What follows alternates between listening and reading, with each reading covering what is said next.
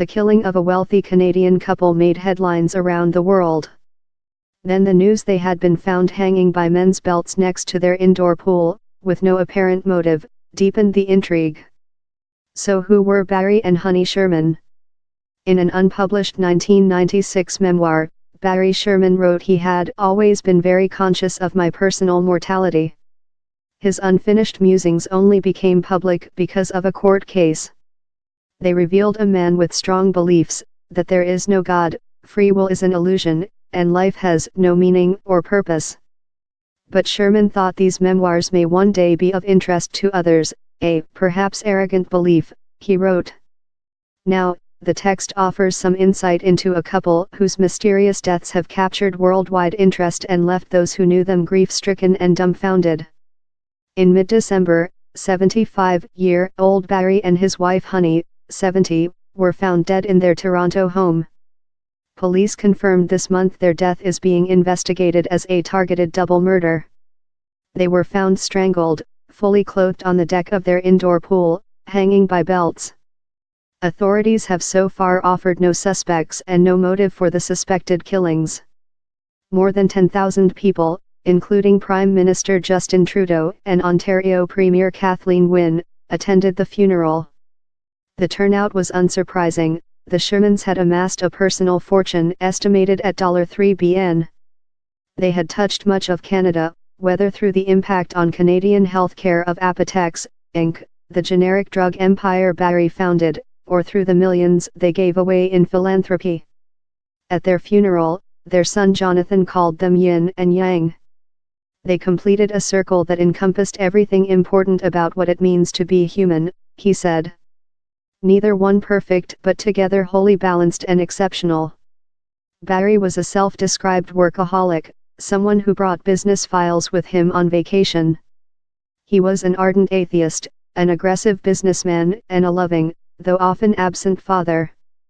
Honey was warm, the magnet and the glue that held the family together, an inveterate party animal who refused to let a bout of throat cancer or painful arthritis get in the way of either a good time or her charity work. Honey Sherman grew up in modest circumstances, born to two Polish Holocaust survivors who later immigrated to Canada.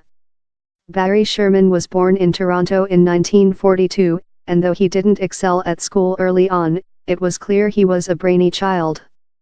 He joined the University of Toronto's Engineering Science program at 16, the youngest ever student to do so, and went on to study aeronautics at the Massachusetts Institute of Technology. The couple were introduced in August 1970, and married almost exactly a year later. Where Honey was gregarious, Barry could be aloof and lack in social graces. At the couple's funeral, Honey's sister Mary said she was unimpressed with her sibling's beau at first sight. He was standing at our kitchen. There he was reading the paper, ignoring everyone, being Barry. And all I could think was my sister's going out with this? What's the deal, she recalled. And then over time I saw that he was the most brilliant, wonderful, kind man.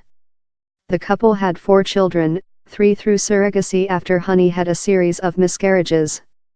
The pair depended on each other. Honey would make sure Barry was dressed properly for events and galas, picking out his clothes down to his socks.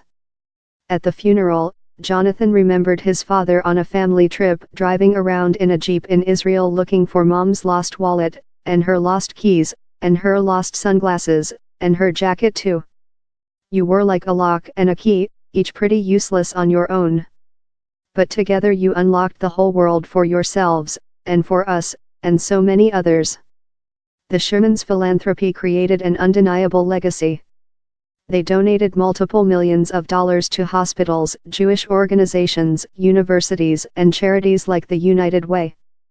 A state-of-the-art research university facility in Toronto bears their name, as does a Jewish community center campus. Through its foundation, Apotex has also donated over 50 million Cordobas, $40 million, 28 million pounds, around the world, including sending medicine to a children's charity in Kenya. But the billionaires didn't flaunt their wealth, despite being among the richest Canadians. Honey told Toronto Life magazine in 2008 the couple lived nice lives, not large lives, and worried about the influence of their wealth on their children, saying they worked hard to instill in them a sense of reality. Barry was known to drive cars until they were ready for the junkyard, and met the magazine's reporter at the Apotex headquarters wearing a wrinkled shirt and well-worn trousers. Barry didn't care about things, making money was a way of keeping score, says Murray Rubin, who was friends with Barry for some 50 years. Rubin calls Barry the smartest guy he ever knew. He learned the drug business from family, working at his uncle's pharmaceutical company before founding Apotex in 1974. Barry told the New York Times in 2006 that he did everything in those days from cleaning the floor to writing the checks. The generic drug mogul also earned a reputation for using the courts freely to build his company and defend his business interests. Apotex has been involved in more than 1,000 court cases in Canada, using the legal system to aggressively challenge drug patents. It definitely makes it the most litigious pharma company in Canada and probably the most litigious company period, says University of Ottawa law professor Amir Adaran. It's fair to observe the way he did business. He would have had many enemies, he says. Canadians pay some of the highest prices in the world for generic drugs, and Adaran argues Sherman's business practices contributed to that.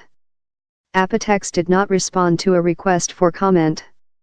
Rubin says his friend was, as a person, very gentle. As a businessman, very tough. Barry was also involved in a couple of long-running, very public conflicts. In the 1990s, Apotex became embroiled in a high-profile and protracted dust-up with a hematologist at Toronto's Hospital for Sick Children over negative research results related to one of the company's drugs. When the researcher, Dr. Nancy Olivieri, said she needed to disclose the risk to patients involved in the trials, Apotex, which disputed the results, pulled the trials and threatened legal action if she divulged those potential risks. She did anyway. Sherman was later recorded calling her nuts when discussing the case with CBS's 60 Minutes. In September, he scored a victory in another lengthy feud, this over a group of cousins who alleged he breached an agreement that entitled them to a 20% stake in Apotex. An Ontario Superior Court judge dismissed the C$1 lawsuit, though that ruling is being appealed. The acrimonious battle, which played out in court and in the press for over a decade, included Sherman suing the cousin who spearheaded the fight to recover some 8 million Cordobas in loans. The bad blood spilled into the press again in the wake of Barry and Honey's death. Rubin says while Barry was tough, he can't comprehend who would kill him and Honey with such hatred. I can't believe that my friend Barry would die in this horrible way, he said. The riddle is, who did it and why?